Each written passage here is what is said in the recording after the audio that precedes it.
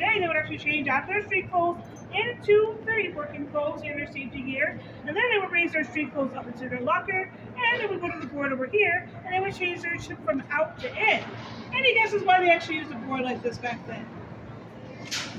Yeah. Safety check on who's in the ground. You got it. It would tell their managers who's going in and out of the mine, so if they did not come back because maybe they got lost, maybe there was an accident involving the machinery, or even a full-on roof collapse, they would know who to rescue and whose family to contact too. It was one of the very first and only safety innovations back then, and we'll talk about safety and innovation throughout the tour. I'll be saying those words a lot. You have questions for me? How do you know this stuff? Say it again? How do you know this stuff? Oh yeah, so everyone will be assigned their own number. So everyone has their own unique number, and that will be their number for everyday work. Yep. So at the beginning, when they're hired, they would be given that number. Good question. All right, folks, let's head on in. Our first stop is the man cage elevator. Head on over. Okay. Thanks. Okay, thanks. No problem. Not a lot of space. What is that? Okay. Two. Floor feels amazing. Hey, remind me, toast is not safe. I mean, this floor They seems probably totally didn't safe. make it Oh, was safe. it? Like, I got you guys. Okay then. they probably There's a ladder in here, just in case you want to use for acrobatics while you're in the elevator. All right, folks, welcome to the man cage. So this is actually Old Man 17's real man cage elevator. The floor below you is 100 years old. But we made some upgrades for your safety and convenience because they did not have these doors back then. They didn't have the walls, they didn't have the ceiling, and it had no lights. They didn't like It's okay. in that darkness. The taller miners would hold on to the chain you see above you. The shorter miners and children would hold on to each other. Then, when they got 600 feet below, they would have to walk another 5 miles to get to their actual work site.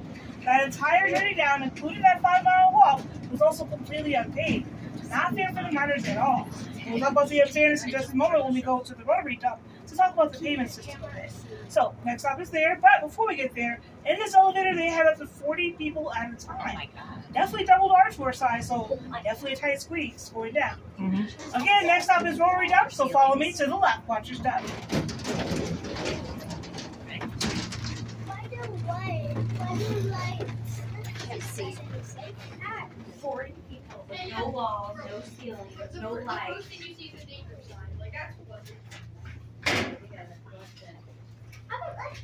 I'm in the rear. I'm in the rear. You wouldn't want to drive like this?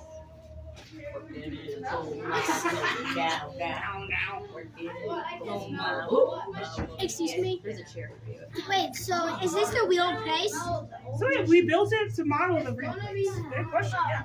All right. All right, everyone, welcome to the rotary dump. This is how it works. It's actually very simple. Every miner would be assigned one of those cars there. They would tag their car with their miner number or their user edition if they preferred. They would then fill that car with as much coal as possible, and every single one of those cars could hold up to 1 ton of coal. That's the size of one elephant on average. They would then bring it to the end of the line, they would tip it over, weigh it on a metal scale, and they would know how much coal they collected that day. So let's say an average miner got that full ton of coal. How much do you think they would make for that whole day of work? Yeah, start it out. How much money they would make? What year is it? It was only 20 cents per ton. You have 17 to 75 cents. So that's like getting maybe $5 to $10 per ton today, which is still not much because an average miner, they're actually working about 14 hours a day in the mine. So for that entire 14-hour day of work, they're maybe making $15 a day in today's dollars. Not much at all. I want to share with you and show you how far those dollars actually went. So do you have a volunteer that would like to get paid for the ton of coal we just collected? All right, come on over. Congratulations, here's your payment, but take a look. Does it look like real money? Nope, and that's because it's not. It's actually what they call script. I'll pass a large copy out so you can see what it looks like. Now, script is like getting Monopoly money, or you can say a company gift card for the payment. That means you can only spend that at a company-owned store. So come on back. We're going to do a little game here. So let's say you're a miner back then. Right after that, you probably live in company-owned housing. So actually, I need one of those back for your rent this month. Okay. Next, you're in charge of paying for your own uniform and any safety gear requirements. So, for those new steel-toed boots, that's another one back to the company. All right, now it's time to eat. So, to go to the company grocery store, that's another one for a family of 4. All right, now you have some script left. That's good. But guess what? You also have a doctor's appointment coming up. They want to check your heart and lungs for any black lung disease. Now to see that doctor, they may charge you 3. You only have 1 left. What do you think is going to happen? I'm in debt. You are. Yep, they take that last script, and you're in debt because you owe them 2 more on your next check. That means, yes, you're in that cycle constantly, and you owe your company all the time. To get out of that debt cycle, most of those miners would bring their kids to the mine with them.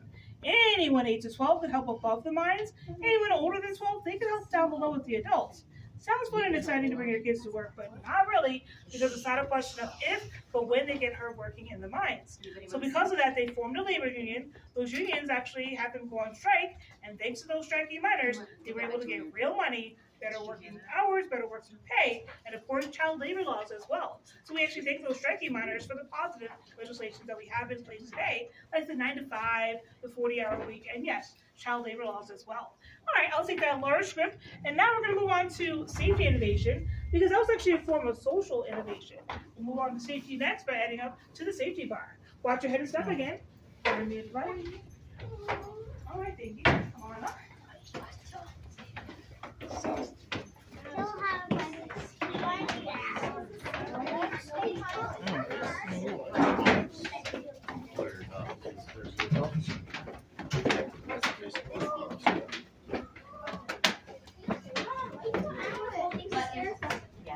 Well, I mean, except there's real money paid up.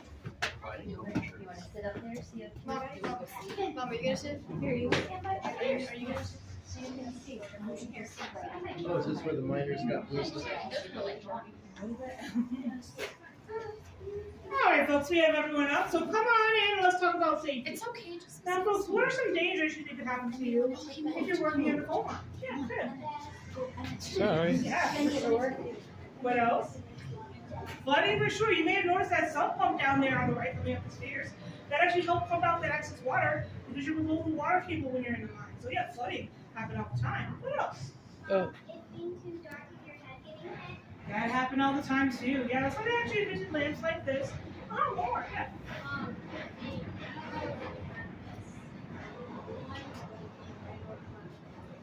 Oh yeah, and trains for sure. Yeah, that happened too. All right, I think one more. Oh yeah, because the roof supports are highly unstable, so with collapses or even just gigantic rocks can fall at any time.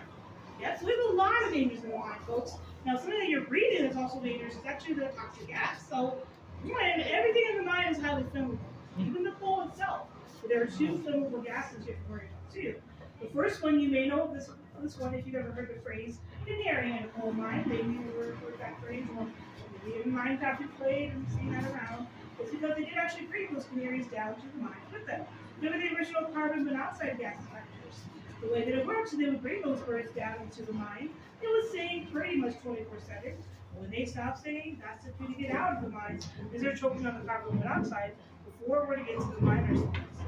Is that true? And the next gas you have to worry about is actually behind the coal wall. It's left there naturally. It's called methane. You may not see it very long. It is a natural gas, but it's odorless, colorless, and tasteless. So in 1815, a wonderful chemist by the name of Sir Humphrey Davy designed this Davy safety lens to detect it. Now, it's very simple. There's a mesh screen up top, glass that surrounds a flame at the bottom. Any gases around the lamp will enter the mesh, meet with this flame, and the color of the flame tells you what kind of gas is around you. So mine is a nice yellow, orange, you can even say golden color right now. What kind of gas do you think is around the lamp? Yeah, go ahead and shout it out. You got the air we breathe, it's oxygen, folks. Now, what color do you think it changes to if methane is present? Yeah. Close. I think I heard it. Close. Blue, yeah. Think of that stove at home. The eye of the stove will turn blue when it's burning that natural gas, and this flame would too. Now, because we're a science museum, we're going to do a little science experiment because, surprise, surprise, some of us miners can be a little bit clumsy, maybe just human. And you could be walking around, swinging your tools. Those tools can nick the screen here, leaving a big hole, and that's not good. The flame is exposed to toxic methane. Or maybe even this is your only leg going down the elevator and you drop your lamp and break the glass, it's exposed again. So let's find out what happens because this is actually a damaged lamp. I'll take this lamp and we'll see what happens when it comes into contact with methane. So I want everyone to go behind the trapezoid of safety for me on the floor. I'm putting this lamp into the chamber, knocking the chamber out. I'll turn the lights off so you can see. It's okay, it's okay. I'm putting the chamber with some of that methane. Can you see it? And we'll see what happens, folks. Oh, Whoa. all right. Did you see it turn blue? Yeah. I think we did. We can try it again if you want. But yeah, folks, we had a little bit of an explosion. And yeah, it definitely blew up a little bit too. So if that happens, you would actually have this on your belt buckle, around your neck, anywhere to keep your hands free from cancels. Should easily become a minor amount of cancel fire. Not good. So in the 1950s, they invented this pocket methanometer, which is very similar to the lamp. There's a mesh screen on the back. Gas is flowing through that screen.